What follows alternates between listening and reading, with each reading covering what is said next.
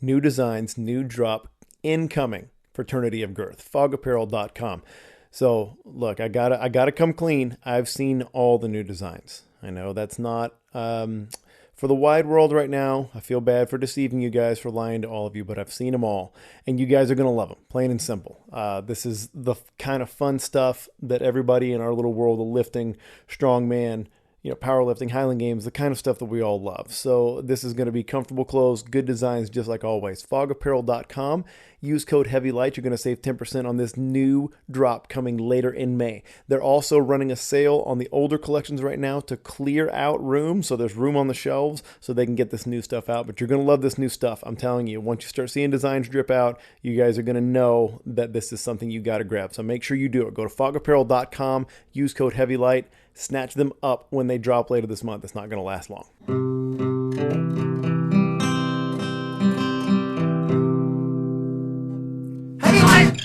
Against my better judgment, I set my kids up to use Messenger Kids, Facebook Messenger Kids. It's a pretty neat program that they do. It allows you total control over who they can contact, all that stuff. So my kids have they'll send things to us. They have group chats with other family members and stuff that we can all see. Predictably, my 11-year-old son pretty much uses it to just talk to his friends to figure out video game time and not a lot else. But my 7-year-old daughter, who is like the biggest social butterfly, I'm currently looking at my notifications. She has like 4 different group chats going with us where she's sending different pictures and different filter things and results of games that she's done. Is like this kid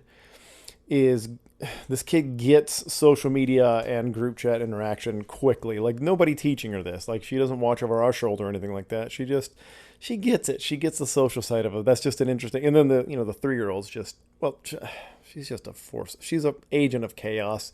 Like technology's not the deal with her. Like whatever, it'll distract her for a while. But she's 3. She's an agent of chaos, and I love that. And I think that's actually really good for our 2 older kids sometimes, is that they have to manage that, because then they get a little peek into what it's like for mommy and daddy dealing with 3 little agents of chaos. But Leah is definitely that. And the 3-year-old, she provides a little bit of randomness and I don't know, what emotion do you want to roll on the dice to bring into the conversation? She'll do that. It's like a dice roll, basically. Is it going to be rage? Is it going to be silliness? Is it going to be sadness? We don't know. We just see when this conversation starts. Okay. I'm going to be the agent of chaos for this, and we're going to talk about controversies.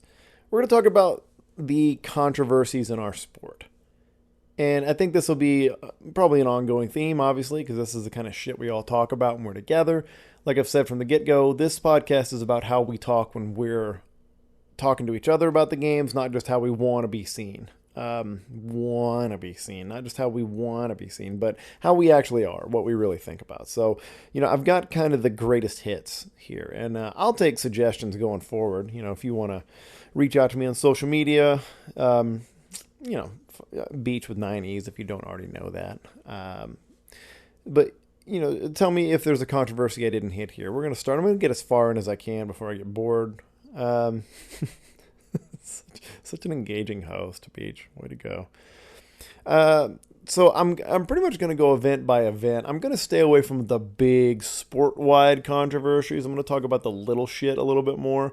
I'm not going to talk about money for games, organization, drug testing. I'm not going to really talk about all this stuff. I think I've made my stance on a lot of those pretty clear anyway. Don't do drug testing. But we're going to deal more with the stuff that on the field that we always will cause not heated discussions, but discussions. Stuff about the things we're using or the way we're doing it or the techniques that we're doing. Like the athlete controversies. How's that? Like stuff that doesn't fucking matter. That's what we're going to talk about. And I feel like that's keeping in theme with this entire podcast. Talk about shit that doesn't matter. I mean, we started right there from the get-go, from the jump, and I don't think we've changed ever since, so why stop now? Okay. If I go event by event, I'll do this. I'll go traditional order, like always. So with the stones, with throwing the Braemar in the open stone. Stones versus shot. Why do we throw the stones in North America?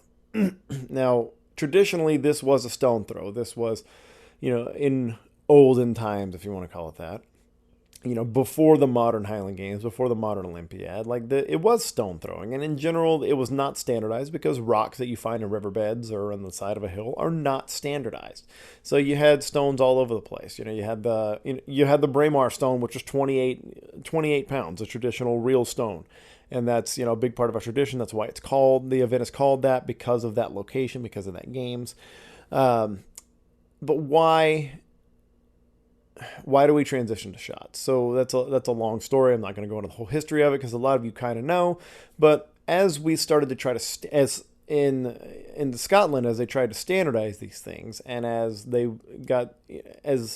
we moved towards the Olympic era, the modern Olympic era in the early 20th century, there became a push for standardization. And what came of it was that in general, like, stones were going to be all different weights and sizes. In general, enough to handle with one hand, right, and enough to be able to nest into your neck and put with one hand. But as the sport started to modernize a little bit and standardize, it became very common to use cannon shot, like a cannonball shot. That's why it's called that. And a common size that was used for that was a 16-pound shot, which is a pretty big cannonball. That's pretty big. But it was round, spherical, and there were a lot of them made to the same specifications. So they could be found and they could be thrown. So that was, I can't run down the history of who agreed and where, but it was agreed upon they used a 16 shot. That sort of maintained in Scotland. So when you go to throw in Scotland now, you're very much more likely to run across a shot, like a 16 or a 20 pound or 22, 24 pound shot put, or even sometimes it's still a cannon shot, but you're more likely to run across that. And of course that translated the shot, kind of translated to the modern shot put, which was standardized as a 16-pound ball. So that, that tradition persists. Like the tradition of using a shot, I should say, persists mostly in Scotland and a few places in the United States and North America. But it for the most part here, we go for a little more traditional, and maybe for the showmanship aspect of it, that we use 16-pound stones. We are I'm saying 16-pound, but it doesn't have to be. You have women's sizes, you have men's sizes. Generally speaking, the women is usually between 8 to 10. Men's is 16 to 18 for the open stone somewhere, and then the Braemar is big or whatever, just the biggest, ugliest stone that you can still get into your neck a lot of times. So we use stones more commonly for the open stone here, and which is a better way to go? That's the question, I guess. Like, what does everybody prefer? Personally, just from a throwing perspective, being somebody that did not throw shot put in high school or college, I prefer throwing stones. It gives me a better surface area to put my hand against, and I feel like I can always get a better, more consistent push out of most stones, especially in the open stone. That's partially because I came up mostly throwing stones. Now, I say that, but when I first started learning, I used a 16-pound shot. I used a steel shot.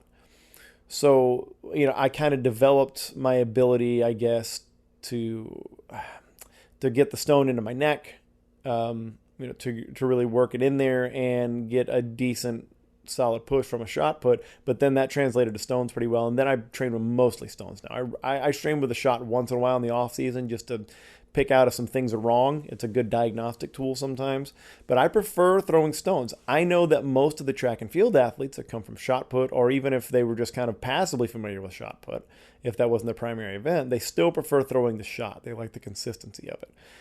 Every shot putter that I've ever known, they're licking their chops when they get the chance to throw a ball at a Highland Games instead of throwing a stone. And a lot of it has to do with how they nest the stone into their neck, or fail to a lot of times.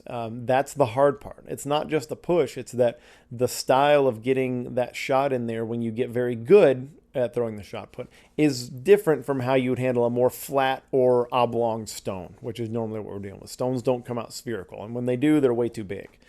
They're way too far away. And that's the other thing that's hard to deal with, is like with that, with the smaller diameter shot, you can really cram it in there and get your hand pretty close to your neck. But with some of these bigger stones, your hand is further away and your position changes your elbow position, the timing of how you extend, and all that kind of stuff. So I can see arguments for both, but I tend to enjoy throwing a stone because it gives me a bigger area to push on and more margin for error with where I rest it on my hands. So should we change? Should we try to standardize and change? In general, my answer to these is going to be no, just because I know, I guess because I've been doing this for so long and been part of so many organizations that try to standardize and do things, that I know what a pain in the ass it is, and I know what a waste of time it actually is to try to standardize. But I think it's cool to honor both traditions. I think, just from a showmanship standpoint, I think the stone looks better because we don't have the ingrained history of, our local games and the games in our region like they do in Scotland, where the shot put just makes sense because it does. Like, we're putting on much more of a performance for people that may have never seen this before every time we go out there. So I think throwing the stone has kind of a visceral, like, hey, that's what they did in Braveheart kind of thing. I think that comes across a little bit more. So that's my personal opinion. But I can see why people want to move to the shot, because it's like the easiest one to standardize out of all the shit we're about to get into here. If we talk about standardizing, this is kind of the easiest win. If you want to say, hey, let's throw a shot put, let's throw shot puts of these weights for Open Stone and Braemar. Those things exist. You can buy them on Amazon, for God's sake. You can go to VS Athletics or whatever it is, and like, you can get the shot put of that size, and then you're done. For an AD, that's great. Instead of having to go hunt for a stone and the stone breaks, or everybody complains about your fucking stone. Southeast Games, I'm looking at you. So that's where I stand on stones versus shot. I slightly prefer stones, but I would understand if we wanted to standardize, that's the easiest win. Okay, weights for distance. Two things come into play in weights for distance: handles and shapes of the implement. So any implement, no matter men's, women's, anything like that, it has to be 18 inches overall length or less. The reason for that is, or less is fine. Because once you go over a certain length, you start conferring an advantage with the length of the moment arm, where the load is for the the actual implement versus your center of gravity, blah, blah, blah. So we'll get back into that with hammers too. So we're constrained on length. In general, the longer the chain is and the more flat the implement is at the bottom, the better the weight distribution is, because what really matters for the moment arm is where the center of gravity of that weight is versus the center of gravity of the thrower moving it. The system, as I call it when I coach people. That's the system. You plus the weight. Those balancing focal points, those centers of gravity that are, twirling around each other. In general, it's better to have that. So I'll start by saying most shapes that people are going to be a big fan of, take advantage of that. Spheres are very popular for that reason. I think that's a little bit deceptive to people, and I think there's a lot of placebo effect that happens with weight for distance implements, and hammers as well, but we'll get to that. But with weight for distance implements, I think there's a lot of placebo effect when you see something that seems like it should throw better. Because a box doesn't look like it should fly as far as a sphere or like an egg. It doesn't seem like it should. But here's what people fail to think about. When they look at an implement, when they look at the shape of it. I just had this conversation with Aaron the other day because we're trying to get fabrication back online for Throw Bros. God, I would give anything to have that back online and working right now. We're working. We're trying, guys. We just want to do it right. But when people look at an implement, like they look at the ball or the box of the weight for distance, they tend to, and this is perfectly normal, like it doesn't mean, you're dumb. We all do it. You look at that big steel thing and you think of it as one solid piece. That's what you think of it as. And then you think of like the center of gravity is going to be where I expect it to be in other shapes that are like that in the world. Like a block of wood, I know where the center of gravity is going to be right in the middle of that thing, right? But the problem is when you're looking at the way a lot of these implements are built, in order to get these as small as we get them, while still attaching a chain to them and making it throwable. See, like if you take a 56-pound, the actual weights that were used in Scotland, in Europe, like these are counterbalance weights, and they basically look like a brick with a handle kind of cut into the middle of it. I've thrown those before, and they throw those in Scotland sometimes still. But these are counterbalances for like farming, for like weighing out animal hides and grain and all that kind of stuff. So they weigh variations of stones: 14, 28, 42, 56, right? So those are common weights. So those don't need to worry so much about like diameter and how small they are, because they're not swinging around by a chain. But once you're swinging around by a chain, you do have to make some, what I'm saying is those bricks are solid weights. They're solid metal all the way through. They're usually iron. But when you attach it to a chain and got to swing it around, you have to get it smaller in diameter. You can't swing that brick around quite the same way, or you don't want to. So what happens is that the fabricators smelt lead into these. So they melt lead in a crucible, and then they pour it into these in usually some sort of vessel container inside of it. And that container, if you have like let's say it's a sphere, that sits at the bottom of that sphere because of gravity, right? It's going to sink to the bottom of that sphere. And then they seal the sphere back on top of it, or the box, or the oblong spheroid, whatever we want to call it, or like the flattened shape, like the Throw Bros implements. It's going to the bottom. So most of the time, it's going to be somewhere near the bottom in that kind of vessel that's meant to hold the smelted lead. So that's a good thing for throwing. Again, the moment arm thing, you're getting the weight further away from you near the end of the weight. That's what you want. But different shapes and different methods of fabricating these are going to lead to different centers of gravity. So the outer shape doesn't matter as much as people think it does, but it does matter in how it's balanced throughout the throw. In general, I think why people like spherical shapes is because there's a little better balance throughout the throw, and there's not as many, like when you're spinning a rectangle, and it's not these things aren't perfect. Nothing made is perfect. That you have corners that are turning in space, and those are tugging and turning in micro ways that change the way it feels in your hand, whereas a sphere is going to have less of that. And the compressed sphere is going to be the same way. I personally, I'm biased, I know this, but I think the compressed sphere that we've done with Throw Bros and are trying to get more of those out in the market, I think that is the optimal shape because it's basically, you're doing the same thing as you do with those other ones. You're smelting the lead, you're melting the lead into the bottom, and then you're removing so much headroom. So you're moving, even though like that metal weighs significantly less than the lead, it still weighs something. So if you bring the ceiling of that down closer to where the lead is, that's more stuff towards the outer end, the end of the moment arm. So that's why I think that. I think spheres are good. I think boxes are a necessary evil. I don't shit on them because I have box weights in my garage. Those are the ones that I started with. And they're easier to make. They're more approachable. They're usually available. So you're going to run into them at games. So they'll fly too. And just because they're square doesn't mean that they're not weighted properly. They're all kind of built in that similar way. It's just there's, aerodynamics, I'm sorry, doesn't come into play a great deal on the weights for distance. In a very small way it does, but this shit's heavy and it's not going that far. All things considered. When we talk about hammers, we're going to talk about something different. Aerodynamics certainly matter there. But so don't shit on boxes. I think that's silly. I don't think really what matters more than the flight dynamics or the weighting of it is how it feels when you throw it, or how unwieldy it feels if it's too big, if it's too wide, like a lot of boxes can be sometimes, or even some spheres. They're too big. You feel like you have to get it around yourself and your legs a little bit more. It doesn't feel as comfortable. But the balance in the hand, how well the chain swings, how well the chain is connected, like what the connection is, how much the chain kinks. I think those things are super important. Now handles, this is the real big debate on weights for distance.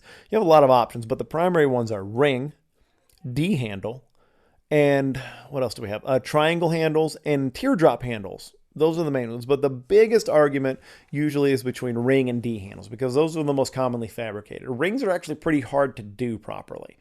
Most throwers tend to prefer rings for the simple reason is that to get the space for the hand that you need, you have to make a pretty good sized ring, and that creates more diameter that's just ring instead of it being chain. And that's a little more consistent. I think people like that. They like the feel of that. And that's, the ring weighs less than the implement. So if you're throwing more ring and chain, great. The D handle, I think a lot of people like because of the comfort of the grip, is that it's a little more like a barbell. And you got to remember is everybody grips differently. But if anybody worth their salt basically is hook gripping. There's a few notable exceptions, of course, but most everybody should be hook gripping.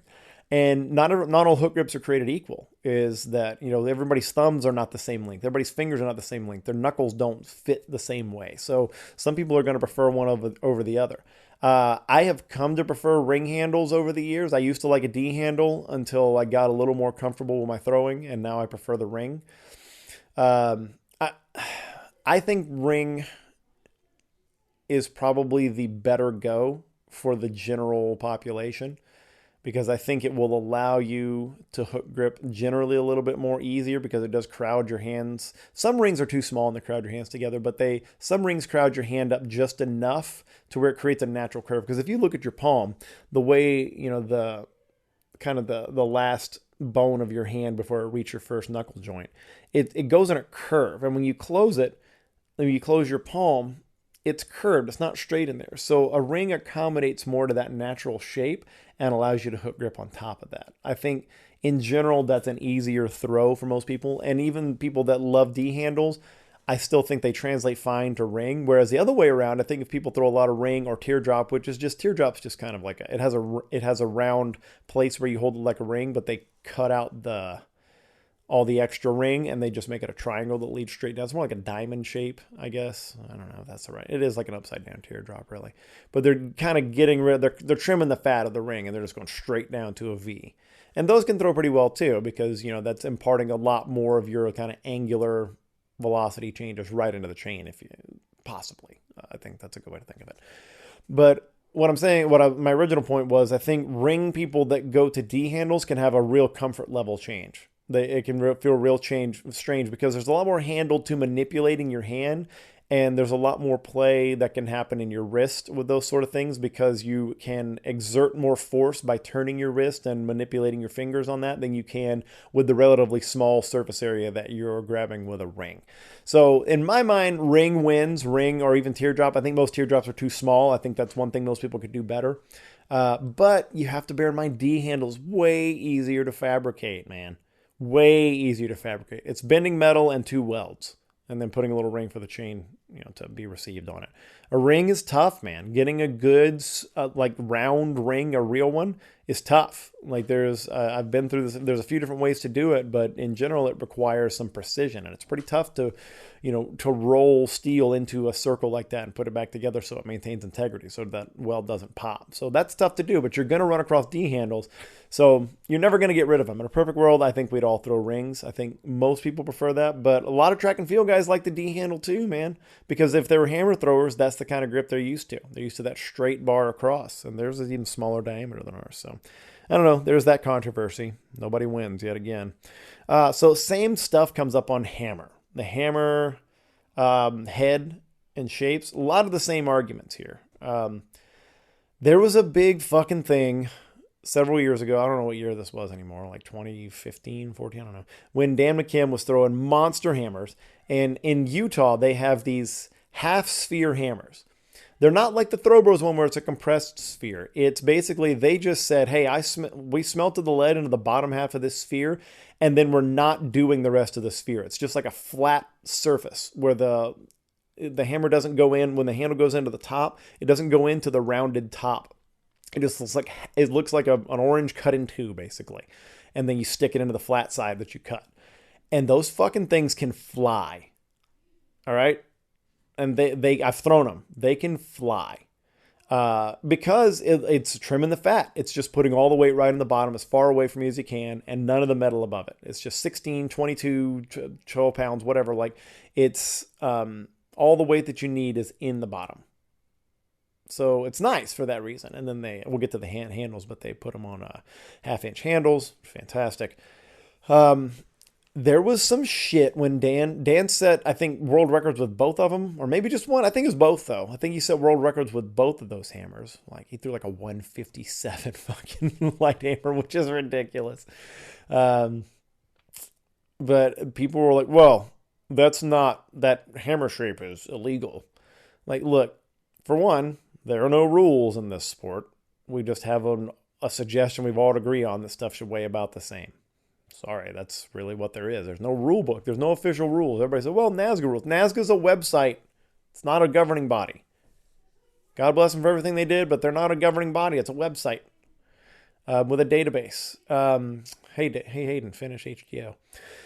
There's no governing body that says, like, the hammer has to be this shape. It does say in those rules a spheroid hammer.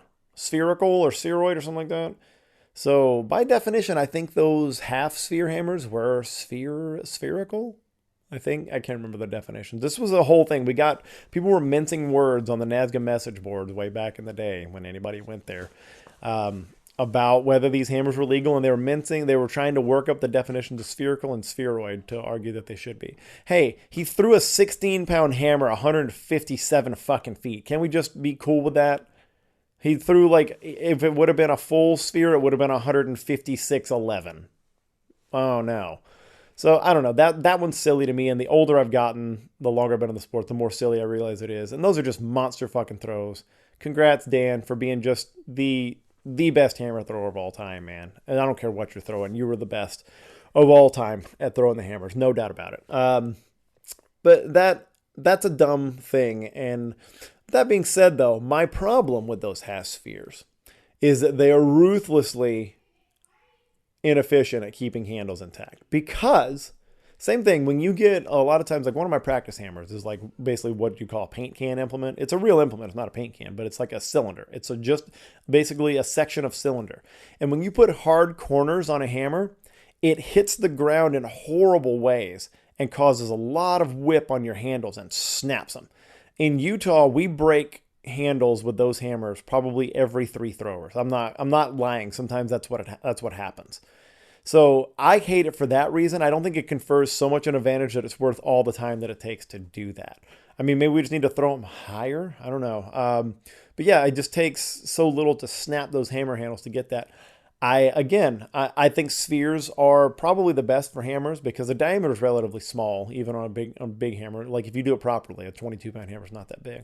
I do think the smash down sphere, like the Throw Bros, of all the implements that we made, the one that I feel that flies the best at Throw Bros is that smashed sphere 16-pound hammer. That thing is a monster. Those things fucking fly.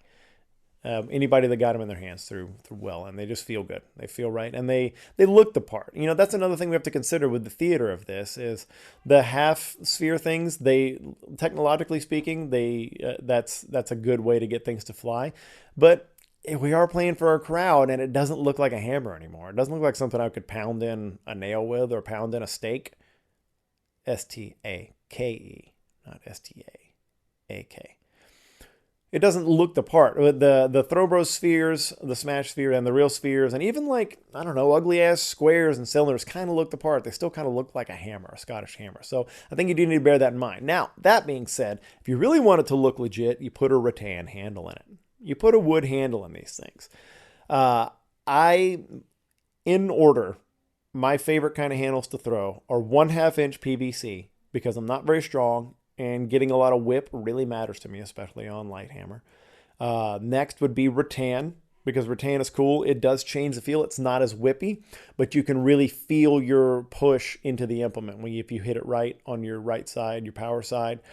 When that hammer drops down, you can really feel it with rattan. That's nice. You can keep a good connection to the implement. You don't lose it as much. And then third, far behind that would be the 3/4 inch PVC, and a lot of people use like Schedule 80 conduit. I know there's what is it? There's another one. There's like Schedule 80 PVC, something that's like it's a thicker, more rigid one. I don't dig that one as much because it's like the worst of both worlds. It's too stiff, but without really feeling the push against the implement. But it's whippy enough to where you can kind of lose it. I don't dig it, and I don't know. I like PVC. I know it causes more breakages sometimes.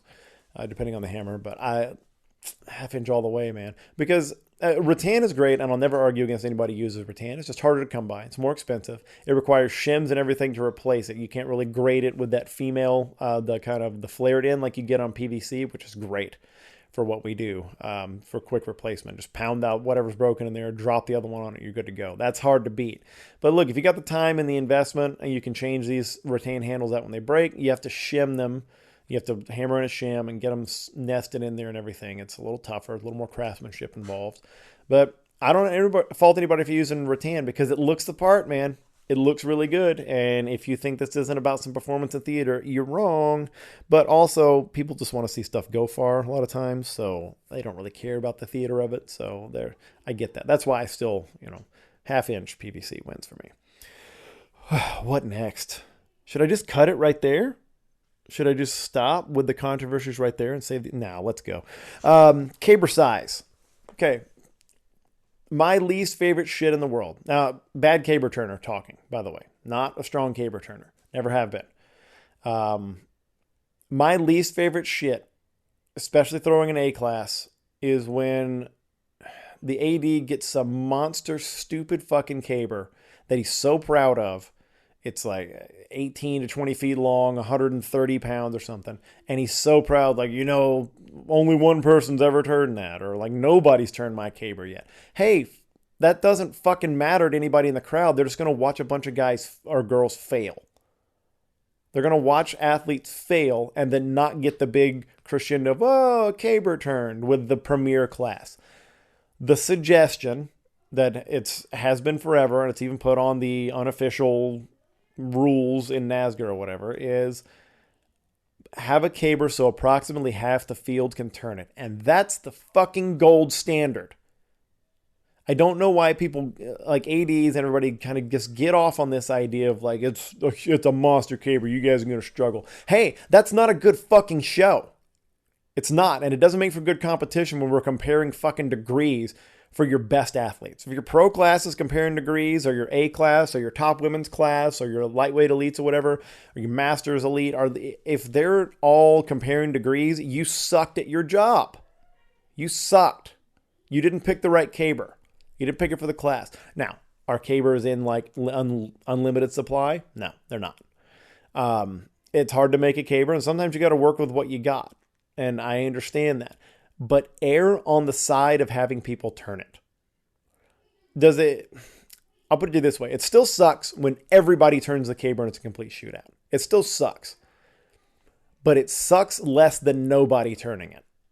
For the show of it. And for the ability to score it. And for at least being fun. And there being skill involved. A shootout at least involves that, hey, I know I can turn it. I got to work some gamesmanship and some ability and technique here to get this thing to land. And I got to get another 12 so I can win. At least there's gamesmanship. And if you've got a good announcer and athletes that know what's going on, that can be fun. But nobody turning it fucking sucks. It always sucks. And it doesn't make you better as an AD that you found a caber that can conquer the athletes. Make it a challenge caber. Then the stakes are high and it's fun, but have them compete on a caber that at least half or at least a couple of them can turn. And sometimes, I know this having been an AD, you're going to get classes where the talent range is like huge. There's just a huge split between your top athlete and your bottom athlete. You got to let the bottom athlete fail, but make sure that you can that your top athlete can turn it. That's it. Don't default too far either way, though. Like, if you have options, if you've got something in the middle that, I know that these top two throwers can absolutely annihilate this thing, and they're going to turn it all 3 times. But it may let some guys in the middle turn it and make it more fun. Then go with that one instead of just the one that the top guys can turn. More turns is more exciting because it's not always the same few hundred people watching the caber. People walk by. And the more turns they see, the more into it they are. It's a premier event for that reason. So those are my thoughts on caber. I think too many people do the giant caber thing. I think you need to be less afraid of shootout cabers and trust your athletes to put on a show more. And if you have an announcer, trust them to make it a competition. I think that's a lot more fun. And then use your monster as a challenge caber. That's what I got to say about that. Okay, let's do this one. This is the one I've joked about talking about for episodes and episodes, but I am. Spinning. Spinning the weight over bar or spinning the sheaf. Spinning. The greatest controversy in all of Highland Games. Spinning. Should you spin the weight over bar? Okay. I don't know that anybody has a firm grip on why there is an objection to spinning. I'm not saying I'm 100% for spinning. I don't really have a strong stance here. I'm going to let that slip.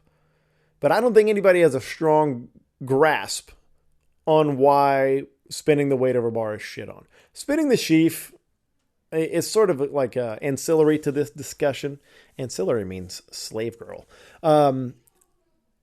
Because sheaf is very North American and being able to spin it, I think people just haven't had the time to get mad about it. But, weight over bar has this kind of classic feel to it. It's a very Scottish event. It's a very classic event. And I don't think anybody in Scotland probably ever thought about spinning the weight for distance. I don't know the weight over bar. I don't know that. Maybe they did. And is it weight over bar or weight for height? You guys argue about that if you want to.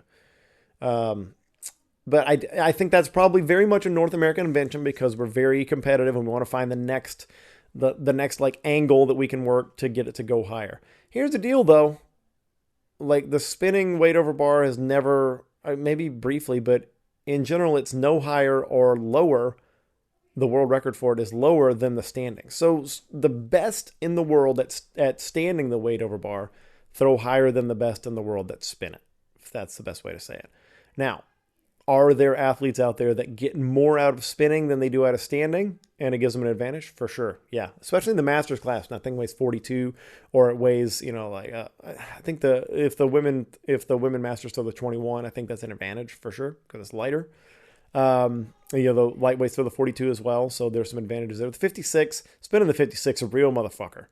Wouldn't recommend it for anybody. We have to do it like 3 times already earlier in the day, so why would you want to do it again? But yeah, I think it's a very North American thing. I always have to default back to, because of my particular belief system about this sport, that if spinning makes it a better show, let them spin. If you have 6 athletes, only one of them spins. And when he stands, he throws a 15. When he spins, he throws a 16.6. Let him spin. Let him spin.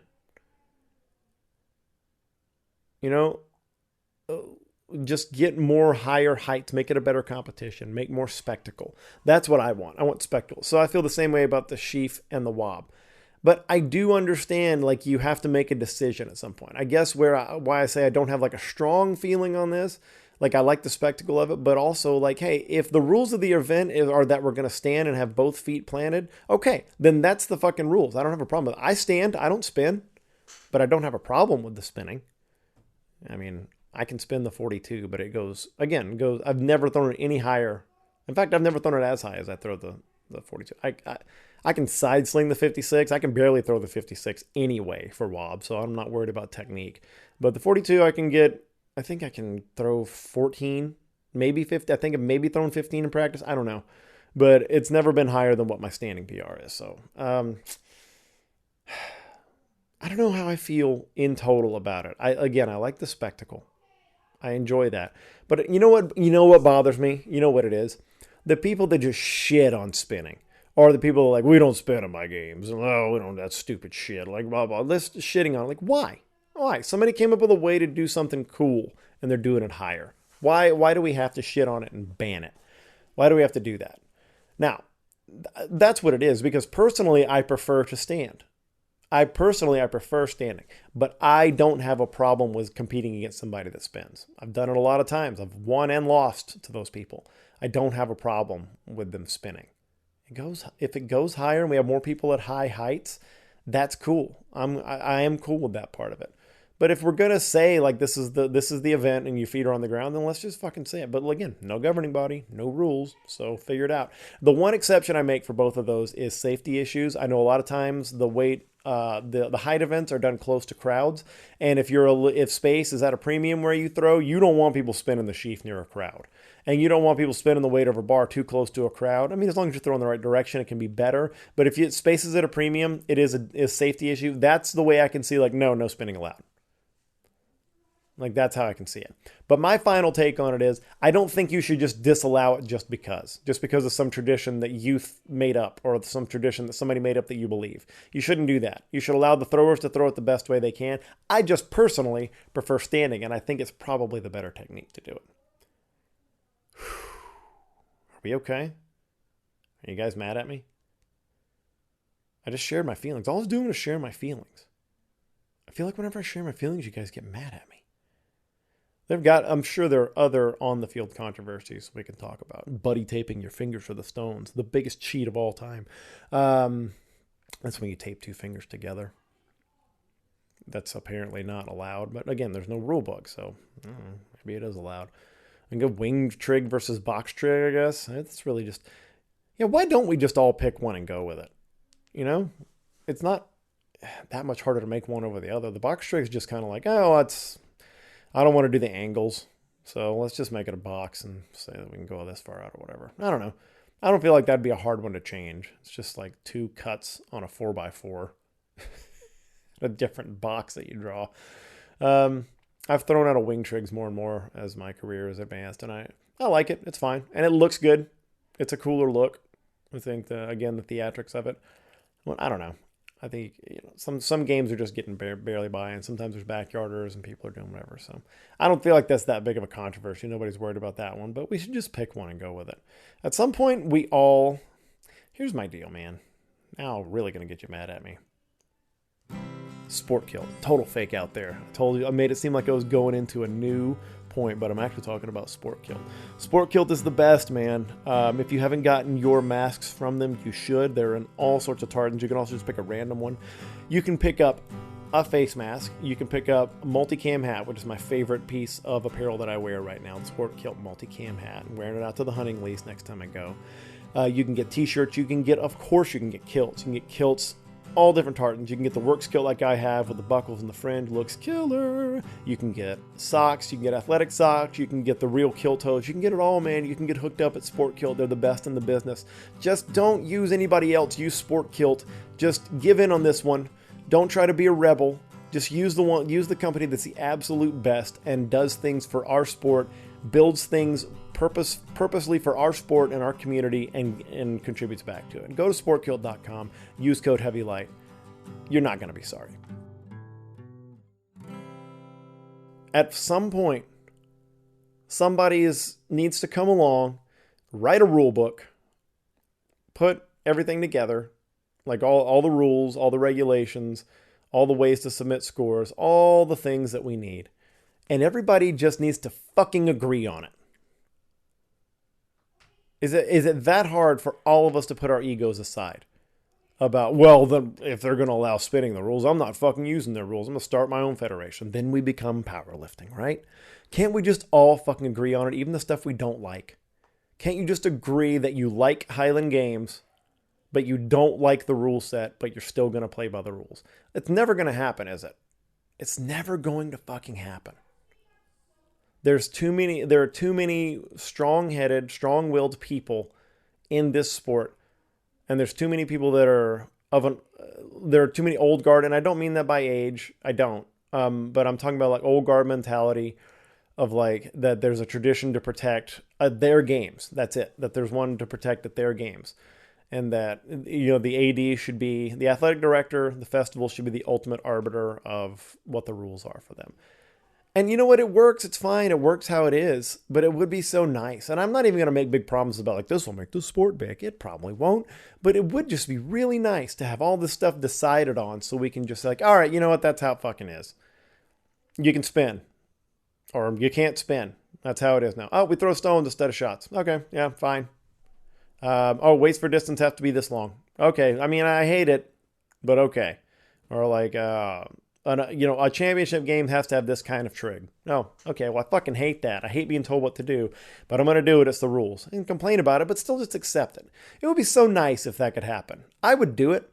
I'll tell you right now, if somebody came out with a rule set, like somebody out there just wrote a rule book all of a sudden and just said like, hey, Mike, there's a lot of stuff in there you're probably not going to like, but this is the rules of the games and it keeps the spirit intact, and there's no giant changes going to cost people a bunch of money. And be like, oh fuck yeah, man, let's go. As long as it weren't like, hey, every implement's got to be made out of fucking brie cheese, and then that'd be fucking rad. Actually, I would totally agree to that. I'd try to find a brie sponsor for the podcast. But if it wasn't just out of complete, like everybody's got to throw the opposite hand, or like the sport now has to be called, I don't know, Kilt Wars. Oh, fuck, that's so stupid. It's good though.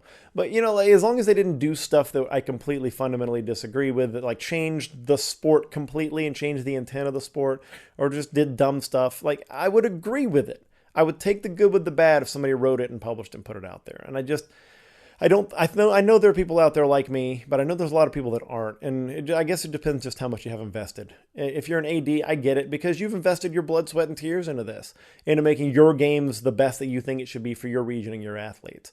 And to have some slapdick come along and throw a rule book in your face, I understand that. I do. I get that part of it. But I guess I'm just tired, man. I'm just tired of like always having to make the concession when I have talks about this with other people, or I talk about it on the podcast like I did here. It's like, there's no rule book, so what the fuck ever, do whatever you want. It would be nice to just say like, well, it's the rules. Even if you didn't like it, just be able to say, oh, That's the rules. M's the rules right there. But it's probably not going to happen. It'd be so cool if it did, though, man.